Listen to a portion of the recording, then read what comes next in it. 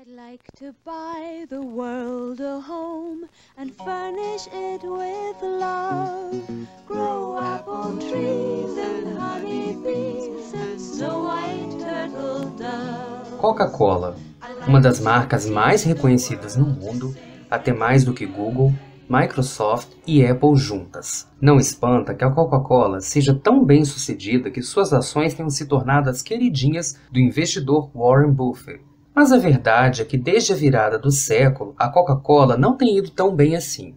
Entre 2012 e 2020, o faturamento anual da companhia diminuiu por volta de 1/3, de 48 bilhões para 33 bilhões. Desde então, ela conseguiu recuperar seu faturamento e mantê-lo na casa dos 40 bilhões, o que não é tão significativo se a compararmos com seu principal competidor, a Pepsi, que, por sinal, nunca teve um declínio como o da Coca-Cola e ainda conseguiu aumentar seu faturamento de 66 para 83 bilhões. E essa diferença se torna ainda mais clara quando olhamos as ações da Coca. Desde seu pico durante o período da bolha inflacionária das empresas de internet, no final dos anos 90 e início dos anos 2000, suas ações cresceram 52%, o que parece ótimo até que se adicione a inflação e compare-se com o restante do mercado. $1 de 1998 hoje custa 1,83. Ou seja, para manter seu real valor, a Coca deveria ter crescido 83% em vez de 52%. Portanto, como isso não ocorreu, seu real valor na verdade diminuiu 30%. Sem contar que a S&P 500 cresceu 200% durante o mesmo período, o que significa que a Coca ficou para trás no mercado geral com uma grande margem.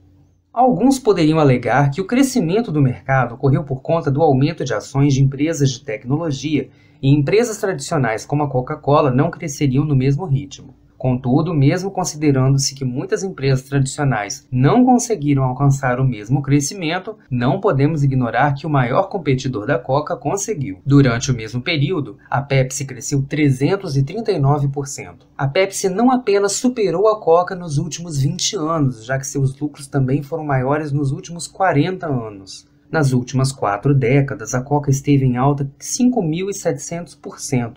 Enquanto a Pepsi, 9.000%. A Pepsi cresceu tanto que quase ultrapassou a Coca em termos de capitalização de mercado. Assim, a Pepsi ultrapassar a Coca é um fato quase inevitável. Então fica a pergunta, como a Coca-Cola foi de rainha do pedaço a um desempenho abaixo do esperado, quase custando-lhe a coroa? Na maioria das vezes, essas quedas não podem ser atribuídas a um único fator. Na verdade, o que existe é uma sucessão de eventos que vão ao longo do tempo enfraquecendo uma empresa. Infelizmente, esse não é o caso da Coca, já que tanto seu crescimento quanto seu decréscimo podem ser atribuídos a um único fator, ou melhor dizendo, uma única pessoa. Roberto Goizueta, o homem que transformou a Coca no que ela é hoje.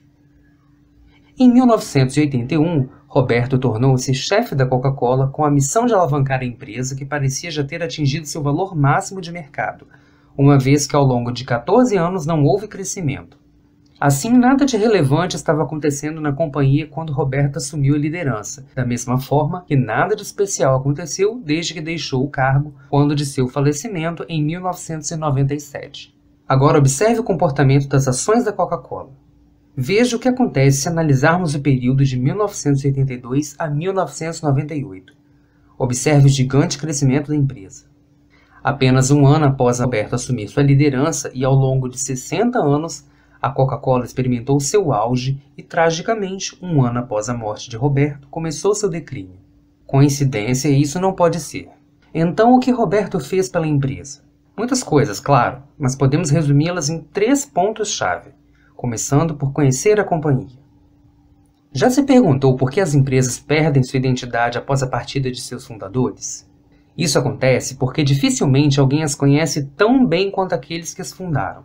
Ou seja, com sua partida, as empresas vão perdendo cada vez mais os ingredientes que as faziam especiais, já que vão sendo substituídos por ações cada vez mais genéricas até o ponto das companhias perderem totalmente sua identidade.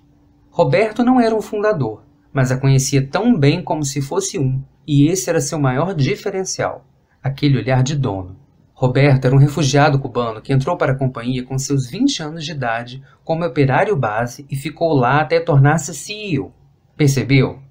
Quando ele tornou-se chefe, ninguém mais poderia conhecê-la tão bem quanto ele. Não só a conhecia, mas tinha a paixão necessária para movê-la adiante, oriunda do carinho que desenvolveu por ela, já que ali, por assim dizer, encontrou a grande oportunidade de sua vida.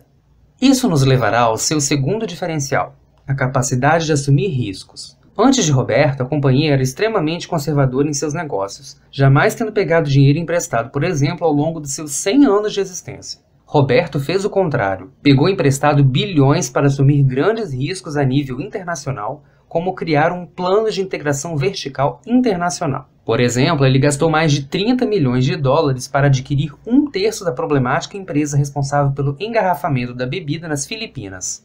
Negócio altamente arriscado não só por ser o maior investimento internacional da Coca, mas também pelo fato da Pepsi ter ultrapassado a Coca naquele país em números de vendas em uma razão de 2-1.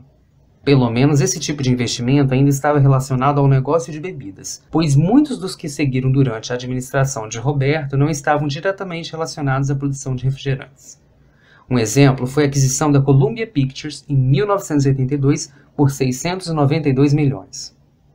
O que permitiu uma integração dos produtos da Coca dentro do universo cinematográfico, bem como o faturamento com a produção de inúmeros blockbusters de sucesso e consequente venda da Columbia para a Sony por 3,4 bilhões. Outra aposta alta foi abrir produção na Europa Oriental assim que o Muro de Berlim caiu. A despeito da péssima situação que lá encontraram, isso permitiu que a Coca dominasse aquele mercado e 3 anos depois estavam muito à frente da Pepsi. Roberto não se arriscou apenas em relação à expansão, investimentos e integração. Ele também fez apostas altas em relação ao negócio tradicional da empresa. Como presidente da Coca, ele foi capaz de convencer a mesa diretora a trocar o açúcar tradicional da bebida por xarope de milho concentrado que custava 40% menos. Jogada que lhe rendeu depois a promoção que o tornou CEO, posição em que conseguiu fazer apostas ainda mais altas como a Coca Diet.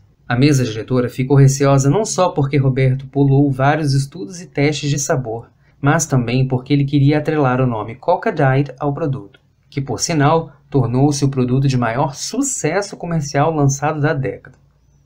O que não significa dizer que todas as apostas dele foram um sucesso. Um exemplo disso foi a nova Coca. Em 1985, Roberto aprovou uma alteração da fórmula da bebida que por sinal não agradou nem um pouco os consumidores. 77 dias após, a fórmula original voltou a ser utilizada. Por um lado, isso acabou sendo positivo, pois destacou o quão querida é a Coca tradicional. Isso nos mostra o quão Roberto era realmente inovador, um homem que gostava de apostar alto. Não à toa, quando de sua morte, Roberto tornou-se o primeiro funcionário bilionário do mundo, mas a Coca nunca mais foi a mesma. Infelizmente, pouco tempo depois da morte de Roberto, a Coca retornaria a um modelo mais tradicional e menos arriscado de negócio, reduzindo linhas de produtos e simplificando o máximo possível. No final dos anos 2000, a Coca decidiu que seria melhor abrir mão de suas engarrafadoras e deixar que parceiros locais assumissem o controle desse tipo de operação. Esse tem sido um dos grandes motivos para a redução no faturamento da companhia. A ideia é que, a despeito de terem um faturamento líquido menor, suas margens de lucro seriam maiores. Mas olhando para os gráficos, não parece que isso aconteceu. A Coca não apenas abandonou seu modelo de integração vertical, mas também deixou de lançar novos produtos. Uma grande marca que a Coca deixou de adquirir foi a Gatorade. E adivinha quem comprou? A Pepsi. A Coca também optou por não expandir seu negócio para além do ramo de bebidas, diferente da Pepsi. E esse é um dos motivos pelos quais a Pepsi tem levado a melhor, não ser totalmente dependente de um único ramo de negócio. A Pepsi tornou-se mais uma empresa alimentícia do que apenas uma de bebidas, já que possuem diferentes marcas tais como Doritos, Lay's, Ruffles, Cheetos, Quaker e até o café Starbucks. Focar em um nicho específico não é necessariamente ruim. A diferença é que no caso da Coca, esse nicho encontra-se em declínio, já que as pessoas estão cada vez mais adotando um estilo de vida e alimentação mais saudáveis, fazendo com que evitem refrigerantes. E isso não significa dizer que ela vai falir, mas o que está claro é que seu ponto alto ficou para trás. O que resta agora é um lento declínio, a menos, claro, que encontrem um novo Roberto. Se você gostou deste vídeo, inscreva-se no canal, curta, compartilhe e deixe sua opinião e sugestões aqui nos comentários. Muito obrigado e até breve.